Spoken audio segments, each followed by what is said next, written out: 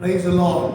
ஒரு புது பொலிவுடன் இந்த காலை வேளையிலே உங்கள் யாவரையும் இந்த தியான செய்தி மொழியாக சந்திப்பதில் மிகுந்த மகிழ்ச்சி அடைகிறேன். காலை வணக்கங்கள். ஆண்டவர் நல்லவர். இந்த நாளிலேயும் தியான செய்திக்காக நான் எடுத்துக்கொண்ட வேத பகுதி பிரசங்கி புஸ்தகம் 7வது அதிகாரம் 9வது வசனம். பிரசங்கி 7:9. உன் மனதில் சீக்கிரமாய் கோபம் கொள்ளாதே, மூடரின் நெஞ்சிலே கோபம் குடிகொள்ளும். அன்பானவர்களே, இந்த காலை வேளையில் தியான செய்தியின் தலைப்பு கோபத்தை கட்டுப்படுத்தும். இன்றைக்கு இந்த நாட்களிலே அதிகமாய் கோபப்படுகிற சூழ்நிலைகள் அமைந்து விடுகிறது. எவ்வளவு பெரிய பொறுமையை கடைபிடிக்கிறவர்களாக இருந்தாலும் ஏதாவது ஒரு காரணத்தினாலே, ஏதாவது ஒரு சூழ்நிலையினாலே கோபப்படுகிற ஒரு நிலைக்கு அல்லது மனநிலைக்கு நாம் மாறிவிடுகிறோம். மருத்துவர்கள் சொல்லுகிறார்கள், சரீரத்தினுடைய மாற்றங்கள், சரீரத்தினுடைய சூடு அதிகமாகிற போது, மனிதனுக்கு அதிகமான மன அழுத்தம் உண்டாகிற போது இந்த கோபம் பயங்கரமாய் தலைவிரித்தாடுகிறது. ஆகவே இன்றைக்கு கோபத்தை கட்டுப்படுத்தக்கூடிய ஒரு நிலைக்கு நாம் வர வேண்டும் என்று பல்வேறு தரப்பினர் அவரவர்கள் கருத்துக்களை முன்வைக்கிறார்கள். மருத்துவர்கள், மனநிலை நிபுணர்கள், மனோதத்துவ நிபுணர்கள், அது மாத்திரமல்ல, இன்னும் யோகா போன்ற மற்ற காரியங்களை சொல்லிக் கொடுக்கிறவர்கள், ஆன்மீக காரியங்களை சொல்லிக் கொடுக்கிறவர்கள் இந்த கோபத்தை கட்டுப்படுத்தக்கூடிய பல காரியங்களை இன்றைக்கு சொல்லக்கூடிய நிலைக்கு மனிதர்கள் தள்ளப்பட்டிருக்கிறார்கள். வேதம் என்ன சொல்லுகிறது? ஆண்டவர் நமக்கு சொல்லுகிற காரியம், உன் மனதிலே சீக்கிரமாய் கோபம் கொள்ளாதே. That means we need to control our anger. இதனுடைய அர்த்தம், ஆழம் என்னவென்றால், நம்முடைய கோபத்தை கட்டுப்படுத்தி ஆக வேண்டும். அன்றைக்கு இஸ்ரவேல் ஜனங்கள் மோசேக்கு விரோதமாக எழும்பி மோசேயை கோபமூட்டினார்கள். வேதம் சொல்லுகிறது, மோசே சாந்த குணமுள்ளவனாய் அவன் காணப்பட்டார் என்பதாக. அப்படிப்பட்டவனையும் ஒரு கட்டத்திலே பயங்கர கோபம் வரக்கூடிய ஒரு நிலைக்கு அவர் தள்ளப்பட்டார்.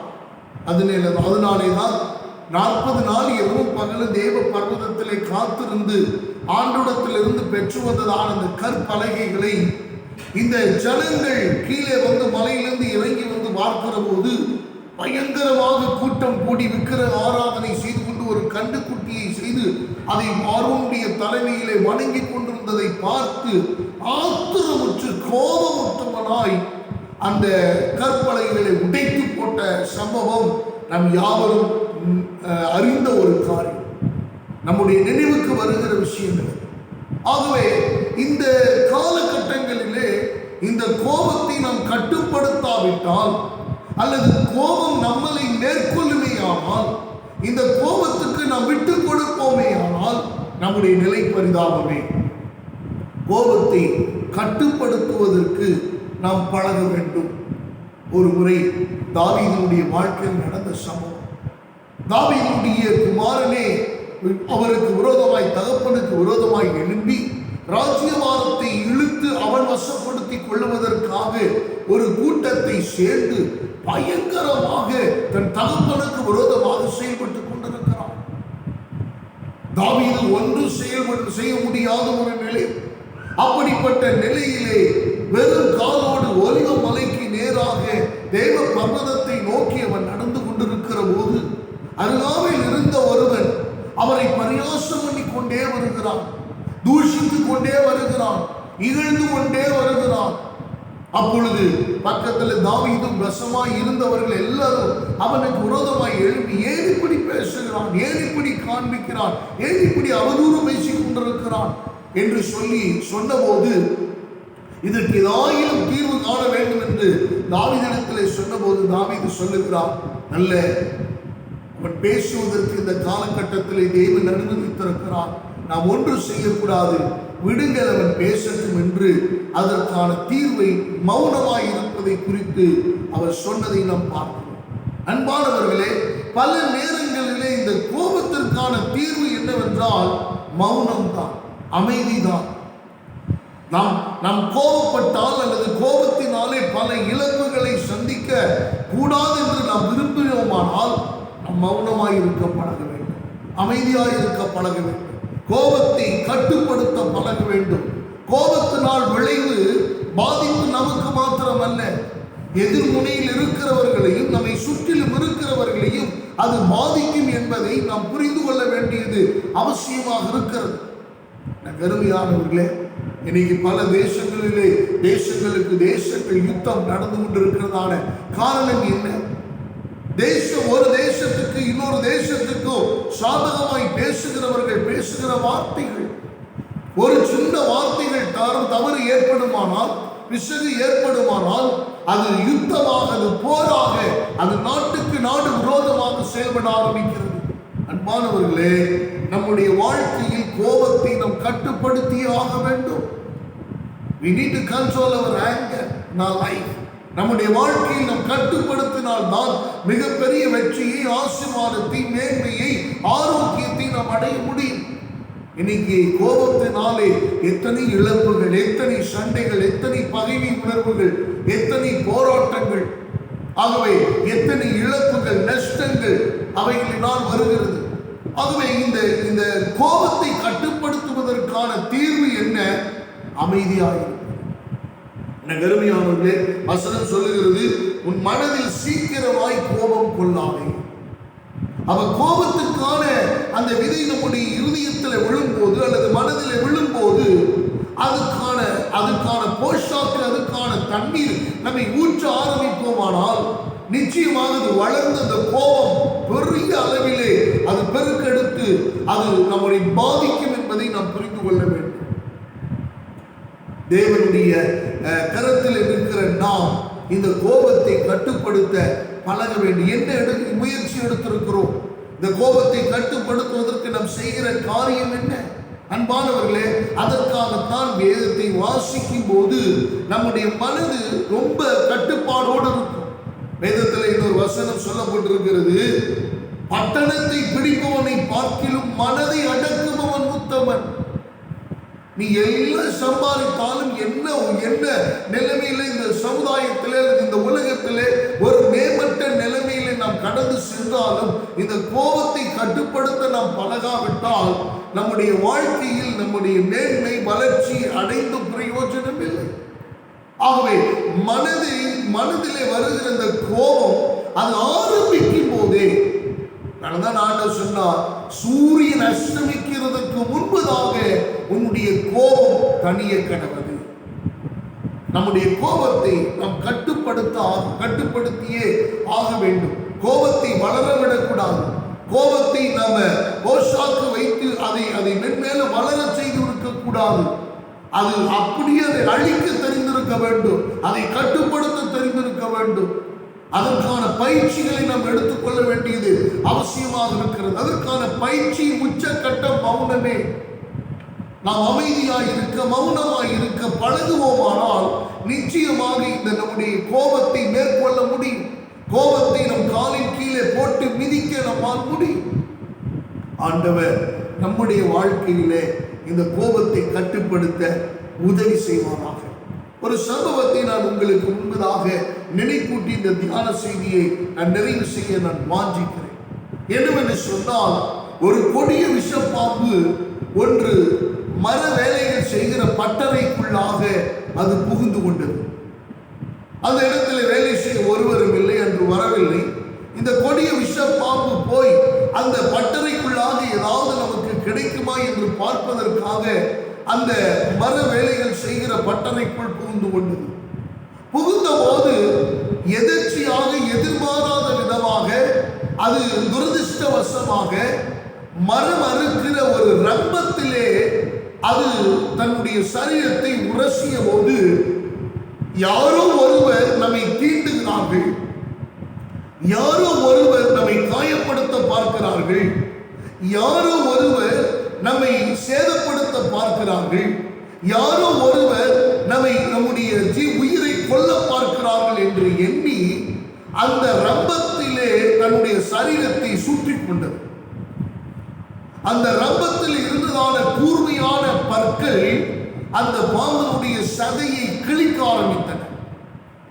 இதனுடைய கோபம், ஆக்ரோஷம், நம்மை காயப்படுத்த இங்கு யார் இருக்கிறாய் என்கிற எண்ணத்திலே அது தன்னுடைய சரீரத்தை, பாம்பினுடைய குணமே ஒரு இறை கிடைத்த பிறகு அதை விழுங்குவதற்கு தயாராக அது எவ்வளவு தூரம் அந்த ஆகாரத்திலே சுற்றி கொள்ள முடியுமோ சுற்றி அதை நசுக்கி அது முதலாவது கொள்ளும், பிறகுதான் அது கொஞ்சம் கொஞ்சமாய் விழுங்கும். அப்படிப்பட்ட நிலையிலே அது இருக்க ஆரம்பித்த போது அந்த கூர்மையான அந்த ரம்பத்தின் பற்கள் மேலும் அந்த விஷப்பாம்பினுடைய சரீரத்தினுடைய ஆழத்தை தாக்க ஆரம்பித்தது.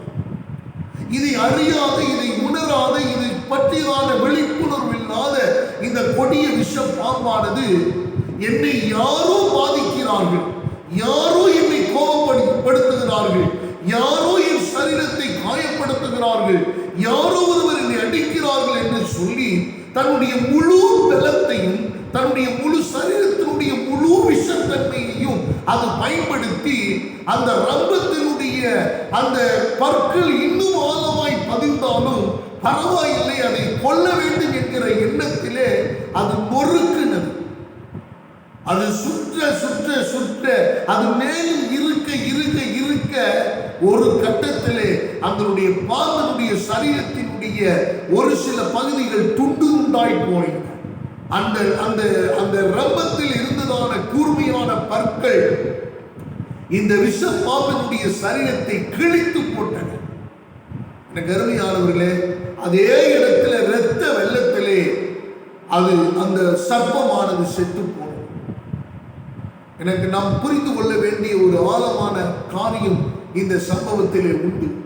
என்னவென்றால், நாம் எதற்காக கோபப்படுகிறோம், இது நியாயம்தானா, இது அவசியம்தானா, இது பிரயோஜனமா என்கிற காரியங்களை ஆராயாமலேயே ஒன்றும் இல்லாத, இன்னும் சொல்ல போனால் உப்பு சப்புக்கு இல்லாத, ஒரு காரணமே இல்லாத ஒரு விஷயத்துக்காக நாம் கோபப்பட்டு நம்முடைய சரீரத்தை, நம்மை சுற்றுப்புறத்தாரை அல்லது நம்முடைய உற்றார் உறவினர்களை, நம்முடைய நண்பர்களை அல்லது நம்மோடு ஐக்கியமாக இருக்கிறவர்களை நம்ம காயப்படுத்தி நாமும் அடிந்து போகிறோம். கருமையானவர்களே, கோபத்தை கட்டுப்படுத்துவோம். இந்த கோபத்தை கட்டுப்படுத்த மறப்போமே ஆனால் நம்மை நாமே இந்த சர்ப்பத்தை போல காயப்படுத்தி கொள்ளுவதற்கு சமானமாய் மாறும். நாம் கோபப்பட்டு மற்றவர்களை நாம் இறுக பிடித்திருக்கிறோம் அல்லது இறுக பற்றி அவர்களை காயப்படுத்துகிறோம் என்று எண்ணி நாம் நம்மை காயப்படுத்திக் கொள்ளாதபடிக்கு, நம்முடைய ஜீவன் போகாதபடிக்கு, நாம் அதனால மாண்டு போகாதபடிக்கு எச்சரிக்கையுள்ளவர்களாக இருப்போம். மனதிலே எந்த ஒரு காரியம் வந்தாலும் கோபத்துக்கு இடம் கொடுக்காதே, கோபக்காரனுக்கு தோழனாகாதே. எனக்கு அருமையானவர்களே, இந்த கோபமானது இதை கட்டுப்படுத்த நாம் முயற்சி எடுக்க வேண்டும். வீட்டிலேயும் சரி, அலுவலகத்திலும் சரி. உண்மைதான், இன்னைக்கு நியாயங்களை விட அநியாயங்கள் பெருகிவிட்டது, அக்கிரமங்கள் பெருகிவிட்டது, துரோகங்கள் பெருகிவிட்டது, நீதி செத்துவிட்டது. அப்படிப்பட்ட நிலையான ஒரு சூழ்நிலையில் தான் நாம் இந்த காலகட்டத்தில் வாழ்ந்து கொண்டிருக்கிறோம்.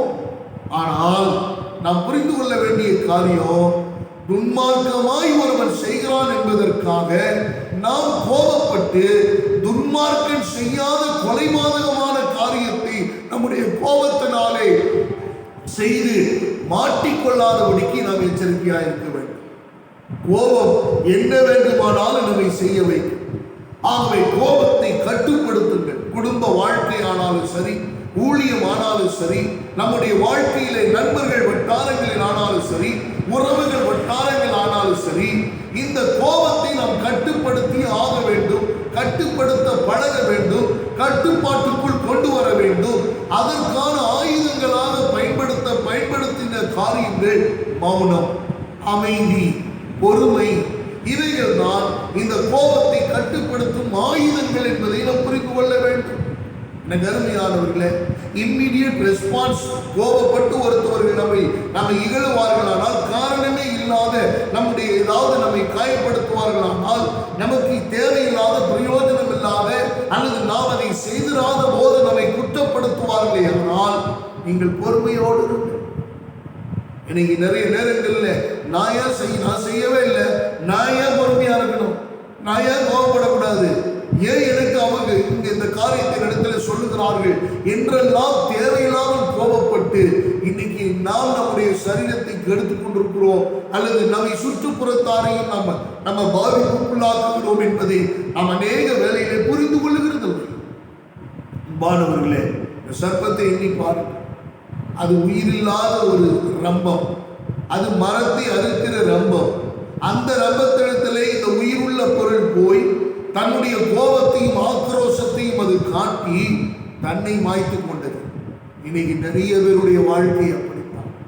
நீங்கள் திரும்பி பாருங்கள், எதற்காக கோபப்பட்டு ஒன்றுக்கும் பிரயோஜனம் இல்லாத இழப்புகள் உங்களுக்குத்தான், நமக்குத்தான்.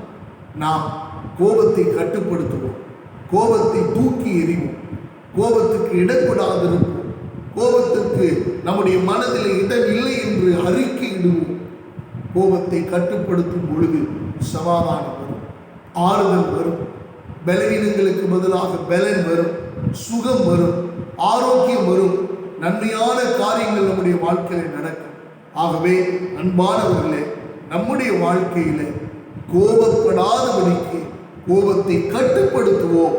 நம்முடைய வாழ்க்கையை ஆண்டவர் ஆசீர்வாதமாய், செழிப்பாய், மேன்மையாய் வளரச் செய்து, அவர் பெருகச் செய்து, ஒரு பெருக்கத்தின் ஆசீர்வாதத்துக்கு நேராக நம்மை கொண்டு போய் அவர் விடுவார். கோபத்தினாலே இழப்புகளை சந்திக்க நீங்கள் முற்படாதீர்கள். கோபத்தினாலே நஷ்டங்களை சந்தித்து விடாதீர்கள். கோபத்தினாலே உங்கள் வாழ்க்கையிலே தேவன் வைத்திருக்கிற ஆசீர்வாதங்களை இழந்து போய் விடாதீர்கள். நீங்களும் நானும் கோபத்தை கட்டுப்படுத்துவோம். தேவன் வைத்திருக்கிற சகல நன்மையான ஆசீர்வாதங்களை அனுபவிப்போம். கர்த்தர் தாமே இந்த தியான செய்தி மொழியாக நம்மை ஆசீர்வதிப்பாராக.